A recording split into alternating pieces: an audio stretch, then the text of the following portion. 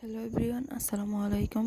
আজকে হঠাৎ একটু বের হলাম, কারণ কিছু প্রয়োজনীয় জিনিস কেনাকাটা করতে হবে। তাই আজকে কেনার জন্য বের হলাম। সাথে মা এবং আমার মেয়ে ছিল। তো আমার মেয়েকে এখন কুকুরটাকে দেখে তার নানু কোলে চলে যাচ্ছে, সে এত ভয় পায়।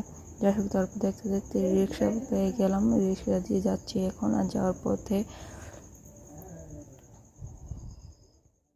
হালকা বাতাস ছিল, ঠান্ডা ঠান্ডা ছিল, খুবই ভালো লাগতেছিল আজকে ওয়েদারটা।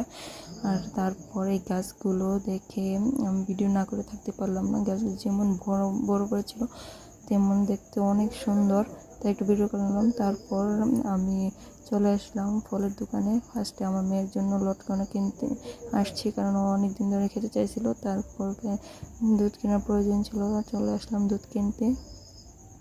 দুধ কেনার পর তারপর আমার কিছু জিনিস কিনতে